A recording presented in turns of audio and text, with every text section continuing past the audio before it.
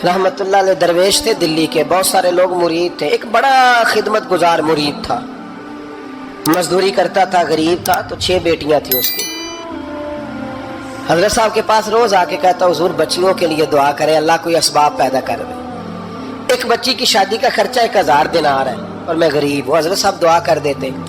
खानका शरीफ के थोड़े ही फासले पर, हजरत जहाँ बैठ के मुरीदों की तरबियत करते थे, उससे थोड़ा ही फासले पर ना एक ईसाई रहता था, बड़ा मालदार था, बड़ी सारे ऊंट, गायें, भेड़, बकरियां रखी हुई थी और हजरत शरफुद्दीन रहमतुल्लाह अलैह की बड़ी मुखालफत करता था।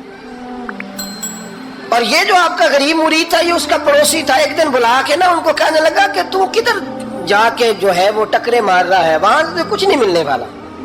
वो तुझे क्या देंगे जिनकी खानका खुद चंदे पे चलती है, मदरसा चंदे पे चलता है, मस्जिद चंदे पे चलती है, तेरी बेटी का मामला कहाँ हल होगा? तो उस दरवेश ने कहा कि तू मेरे पीर को नहीं जानता, तू अजय मेरा महबूब नहीं डिठा, तो पता नहीं ना, तू इस रास्ते का मुसाफिर नहीं, तू नहीं जानता। उनका बस चले ना तो वो हर कीमत में मेरी बेटियों की शादी करा दे। अब वो ईसाई था, कहने लगा अच्छा चलो ठीक है, अगर इतनी बात है ना तो जाओ उनसे जाके कह दो कि 6 साल के लिए मेरे साथ मुआहदा कर ले, तो मेरे जानवरों को चारा डाल दिया करे, 6 साल ड्यूटी करे, मैं 6000 दिनार दे देता हूँ। वो मेरे साथ 6 साल मेरे जानवरों को चारा डाले रखते हैं ना, अब चारा डालने के लिए एडवांस पैसे दे के। अब तो लोग उन्हें भी गुलाम ही बना लेते हैं, बड़ी थोड़ी तनख्वाह देते हैं, जुल्म करते हैं, पूरा मुआवजा नहीं देते। हजरत शेख शरफुद्दीन के बारे में वो कहने लगा, जब अपने पीर से जाके कह के मेरे जानवरों को 6 साल चारा डाले, मैं 6000 दे देता हूँ, तू जो कहता है हर कीमत पे जाने को तैयार है। उसने जब ये बात की तो मुरीद ने नाराज हो गया, वो लड़ाई हो गई, गिरबान पकड़ लिया, झगड़ा हुआ, बात बड़ी दूर गई। इस तरह की बात करता मेरे हजरत के बारे में, तेरे जैसे कई मैं वहां काम पे रखा दूं। जब वो बड़ी बहस हुई, बात मोहल्ले में, इलाके में फैल गई, दुनिया ने सुन ली, तो शेख शरफुद्दीन तक भी पहुंच गई। इस तरह झगड़ा हुआ है। लोग सो गए इशा की नमाज के बाद। हजरत साहब ने ना सर पे कपड़ा लिया, उस ईसाई के दरवाजे पे दस्तक दी, वो बाहर आया, फरमाने लगे लोग तो सोच समझ के मुलाजम रखते हैं, तूने भी तो सोच ही लिया होगा, तभी तो मुझे ऑफर की है। तू अपनी ऑफर पे कायम है? वाकई मुझे रख लेगा और 6000 दिनार दे देगा? कहने लगा जा बाबा काम कर अपना। फरमाया नहीं, तूने इतने लोगों में बात की, इतनी बहस हुई, तो कायम है? कहने लगा मैं तो कायम हूं, पर आपने नहीं कायम रहना। फरमाया मैं सोच समझ के आया हूं। उसने कहा आप ड्यूटी करेंगे, भैंसों को चारा डालेंगे? फरमाया एक शर्त, बस जब अजान हो जाए ना तो मुझे रब की नमाज पढ़ने की इजाजत दे देना, बाकी सुबह शाम जो तू कहेगा। अगर उस गरीब की बेटियां ब्याही जाए तो मुझे और क्या चाहिए? उसकी 6 बेटियों का बोझ है उसके सर पे, तू मुझे रख ले। अल्लाह अकबर। वो कहने लगा चले पे मेरे साथ खते बंदगी कर ले। आजकल हम स्टाम करते हैं, उस जमाने में खते बंदगी होता था, गुलामी का खत, काजी शहर के पास, यानी उसका ख्याल था कि चलो स्टाम की बात करूंगा तो भाग जाएंगे। फरमाया चल मैं तैयार हूं। काजी तक गए, तय हो गया, 6000 दिनार दे दिए। हजरत ने मुरीद को बुलाया, फरमाया पुत्र ये ले जा, जा मेरी बेटियों को रवाना कर दे। कहने लगा हुजूर ये क्या कर रहे हो आप, कुछ सोचे? फरमाया यार जब तुझे बेटा बना लिया तो फिर मेरी पोतियां तो लगती हैं ना, मेरा हक तो बनता है ना, जा जाके ड्यूटी कर, उनको ब्याह दे। बात फैल गई, बादशाह भी अकीदतमंद था, वो 12000 दिनार लेके पहुंचा। क्या बताऊं इन रब के बंदों का दिल कैसा होता है, क्या दर्द होता है, क्या रंग। 12000 दिनार लेके बादशाह आया और आके हजरत को पेश किए का हुजूर आप दें इस ईसाई को डबल दें और जाए काम करें। आप फरमाने लगे तू पैसे दे, शर्तें ना लगा, मेरा जहां दिल करेगा मैं खर्च करूंगा, मुझे तो मजा ही अब आने लगा है, अभी तो लुत्फ आ रहा है, अभी तो जायका आया है कुछ करने का, पैसे देने हैं तो दे, पाबंदी ना लगा, जहां मेरा दिल करेगा मैं। उसने कहा हुजूर ठीक है रख ले। हजरत ने फजर मस्जिद में पढ़ी, जेब में 12000 दिनार थे, ऐलान फरमाया भी किसी और की बेटी भी बैठी है तो पैसे मेरे पास है। वो 12000 दिनार भी बांट दिया और 12000 दिनार बांट के ना तो फिर चले गए खेत में चारा काटने। उस ईसाई को किसी ने बतलाया कि उनके पास तो 12000 आया है पर तुझसे जान नहीं छुड़ाई उन्होंने, वादा ये हुआ था कि 6 देंगे तो जाएंगे, जब तक देंगे नहीं तेरे घर में काम करेंगे। वो ना चारा काट रहे थे, हजरत साहब तो वहां पहुंच गया, दूर जाके खड़ा हो गया, कहने लगा बाबा پہلے تو میں نے مسلمانوں کے اخلاق سنے تھے، اب تو میں نے دیکھ بھی لیے، پر یہ بتا جب 12,000 آیا تھا جان کیوں نہیں چھڑائی؟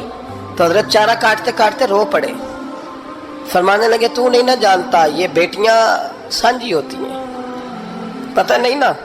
میرے رسول پاک نے تو حاتم تائی کی بیٹی کے سر پہ کپڑا رکھ کے کہا تھا بیٹیاں برابر ہوتی ہیں، تو یہ نہیں پتا جب اس کی 6 بیٹیوں کی شادی ہوئی ہے میرے اندر روحانیت کتنی بڑی ہے۔ فرمایا پھر 12,000 آیا ہے تو 2-4 بچیاں پھر گئی ہیں، تو یہ نہیں پتا میں اندر سے راضی کتنا ہوں، میں تیری نوکری کرتا رہوں گا، پتہ نہیں اللہ کتنی بیٹیوں کو بیاہ دے گا۔ اتنا رویا وہ عیسائی کے پیروں میں بیٹھ گیا، کہنے لگا بابا میں نے تیری مخالفت کی ہے پر تیرے قریب آ کے پتہ چلا ہے کہ تو بہت اونچے اخلاق کا مالک ہے، اور اگر تیرا یہ مقام ہے تو تجھے اخلاق سکھانے والے محمد عربی کی شان کتنی ہوگی۔ ظالم کی بولیے جاتے نہیں لوگ جھوٹے گواہ بن کے، وکیل صاحب کو نہیں پتا ہوتا کہ یہ بندہ مجرم ہے جو میرے پاس آیا، کیا مجرموں کے وکیل نہیں ہوتے؟ بولے تو اس کو پتہ نہیں ہوتا وکیل صاحب کو کہ یہ صاحب مجرم ہے، میرے پاس مقدمہ لے کے آئے، اور اگر بے ادبی نہ ہو جائے تو میرا خیال ہے قاضی عدالت کو بھی پتہ ہوتا ہے کہ مجرم کون ہے اور مظلوم۔ میرے نبی پاک صلی اللہ علیہ وسلم نے اس قدر زیادہ سختی فرمائی اس مسئلے میں، فرمایا جس کو پتا تھا کہ فلاں آدمی ظالم ہے، ظلم کر رہا، پھر وہ ظالم کا گواہ بنا یا اس نے ظالم کی مدد کی، کتنی کی؟ شارحین لکھتے ہیں چاہے اس نے ایک جملہ بول کے کی، چاہے ایک، سارے بولیے، چاہے ایک غریب کو اس نے ظلم کیا تو کہتے ہیں علاج یہ سی، چاہے ایک جملہ بول کے کی، شارحین اس حدیث کی شرح میں لکھتے ہیں ایک جملہ بول کے چاہے مدد کی، جس بندے نے کسی ظالم کی مدد کی کسی مقدمے میں یا کسی صورت میں اور اسے پتا تھا یہ ظالم ہے، میرے نبی پاک صلی اللہ تعالیٰ علیہ وسلم فرماتے ہیں اگر اس نے مدد کی، ابھی ظالم کی بات نہیں ہو رہی، ظالم کے مددگار کی بات ہو رہی، اگر کسی نے ظالم کی مدد کی تو حضور فرماتے ہیں خدا بھی اس سے بری و ذمہ ہے، رسول بھی اس سے بری و ذمہ ہے۔ سنبھال کے رکھے اپنی نمازیں، قربانیاں، حج، زکوٰۃ سنبھال کے رکھے۔ اگر ظالموں کا مددگار ہے، الیکشن آ لینے دے، آپ کو نظر آ جائے گا کون کون ظالموں کا مددگار ہے، نظر آ جائے گا۔ اپنی جیب سے لوگ پیسے دے کے ظالموں کی مدد کریں گے، ان کے فلیکس چھپوائیں گے، بورڈ لگوائیں گے، جیبوں سے پیسے دے کے۔ ہم نے خود آگ لگائی ہے چمن میں اپنے، بے سبب گردش ایام کو الزام نہ دو، ہم نے خود نور کا ظلمت سے کیا ہے سودا، کر کے توہین سحر شام کو الزام نہ دو۔ ظالموں کے مددگار میدان میں آ گئے، یہ چھوٹا لفظ نہیں، میرے حبیب پاک صلی اللہ علیہ وسلم نے فرمایا جو ظالم کا مددگار ہے سن لے جو سجن کے ساتھ کچہری جاتا ہے، وہ یاد رکھے جو دوست کا گواہ بنتا ہے، وہ یاد رکھے جو کہتا ہے میں مانگی گیا تھا، مجھے بلایا گیا تھا قبضہ چھڑانے کے لیے کسی غریب بیوہ کی جائیداد پہ، کب وہ سن لے تو مدد کر کے نہیں آیا، تو خدا کے ذمے سے نکل گیا ہے۔ رسول پاک نے فرمایا تیرا میرا تعلق ختم ہو گیا، تو ظالم کا مددگار ہو گیا۔ پھر تو کہتا میں بے چین ہوں، میں بے قرار ہوں، میں آزمائش کا شکار ہوں، پلٹ کے دیکھ تو صحیح تیرا گناہ کتنا بڑا ہے۔ میرے نبی پاک صلی اللہ علیہ وسلم کا ایک اور فرمان سن لیں، ابن ماجہ ابو داؤد میں موجود ہے، اس حدیث کو آپ نے یاد کر لینا ہے، کر لیں گے انشاءاللہ، سارے کہیے انشاءاللہ، کر لیں گے یاد۔ حضور صلی اللہ علیہ وسلم نے فرمایا اگر تو ظالم کی مدد کرے گا نا، یہ لفظ دل کی تختی پہ لکھ لینا، یہ مکافات عمل ہے، مکافات عمل دنیا، ادھر کرو گے تو ادھر بھرو گے۔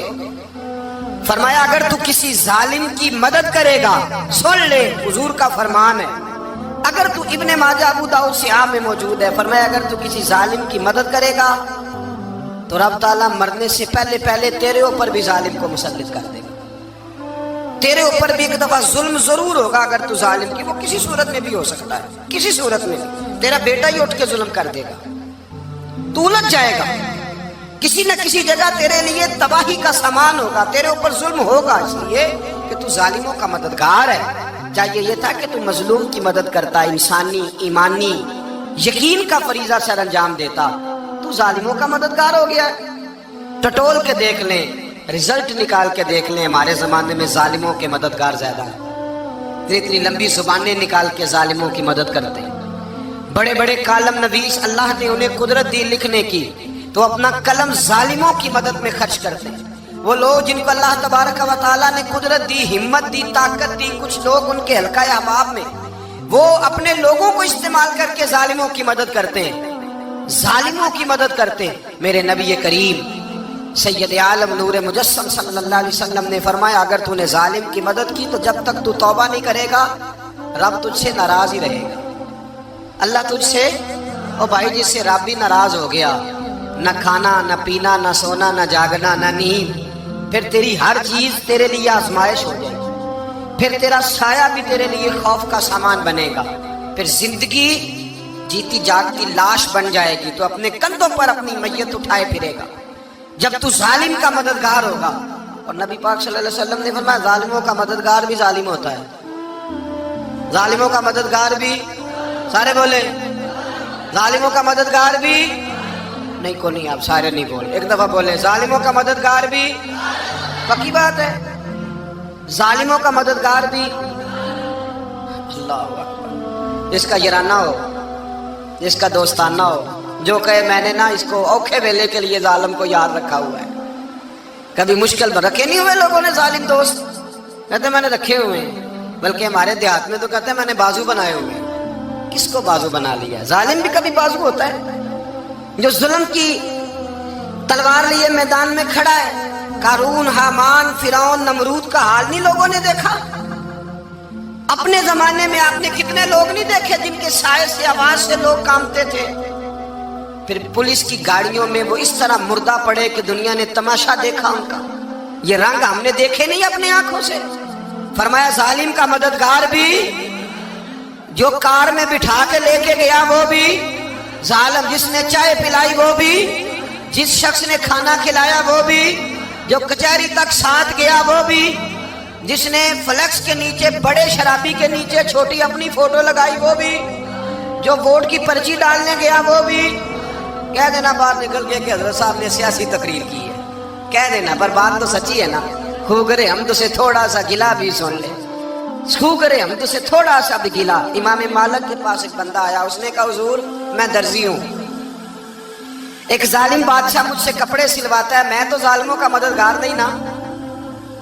ایک ظالم بادشاہ مجھ سے، حضور میں تو مددگار نہیں نا ظالموں کا، جو فرمایا ظالموں کا مددگار بھی ظالم ہوتا ہے، تو کپڑے لے کے آتا ہے میں سی کے دے دیتا ہوں، ذمہ داری نہیں۔ یہ ایک آدمی دکاندار ہے، اس سے کوئی بندہ چیز خریدنے آئے گا تو تھوڑی کہے گا میں نے نہیں دینی، تو دے گا۔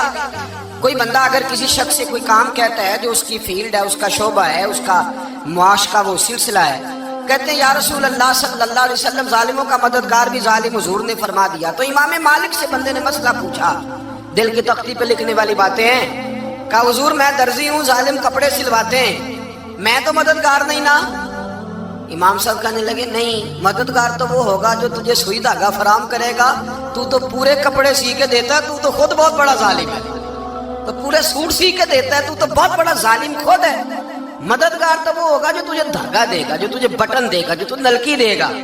جو ظالم سے اتنی نفرت ظلم کر کے بندہ ہے، یہاں تو ہمارے زمانے میں ہیرو بن جاتے ہیں لوگ، ظالم ہیرو ہے، لوگ اس سے ڈرتے پھرتے ہیں، گھومتے پھرتے ہیں، اور بہت سارے کم مزاج لوگ اس کے پیچھے ہاتھ باندھ کے پھرتے ہیں۔ ظالموں کی مدد کرنا، ظالموں کے ساتھ رہنا، یہ ظلم ہے، ظلم، یہ زیادتی ہے۔ میرے نبی پاک صلی اللہ تعالی علیہ وآلہ وسلم نے ارشاد فرمایا یاد رکھو، رب فرماتا ہے میں مظلوم کی مدد ضرور کروں گا، چاہے جلدی کروں چاہے دیر سے کروں، میں مظلوم کی مدد۔ اور حضور صلی اللہ علیہ وسلم نے فرمایا ہے، حضرت معاذ بن جبل کہتے ہیں حضور نے مجھے یمن کا گورنر بنایا، جب میں جانے لگا نا تو حضور نے بڑی نصیحتیں کی، بخاری میں موجود ہے، فرماتے ہیں جب میں پلٹنے لگا تو میرے رسول نے فرمایا معاذ ایک منٹ ٹھہر جا، ایک بات میری یاد رکھنا، اس کو نہ بھولنا۔ کہا حضور کیا؟ فرمایا دیکھنا کسی پہ ظلم نہ کر بیٹھنا، کہیں تجھ سے زیادتی نہ ہو جائے۔ محبوبہ پھر حضور نے فرمایا سن میرے معاذ، میں تجھے گورنر بنا رہا ہوں، زیادتی نہ کر بیٹھنا۔ یا رسول اللہ صلی اللہ علیہ وسلم کیا ہوتا ہے؟ تو میرے کریم نے فرمایا جب مظلوم دعا کے لیے ہاتھ اٹھاتا ہے تو عرش کا مالک کہتا ہے فرشتوں پیچھے ہٹ جاؤ، عرش کا مالک کہتا ہے فرشتوں پیچھے ہٹ جاؤ۔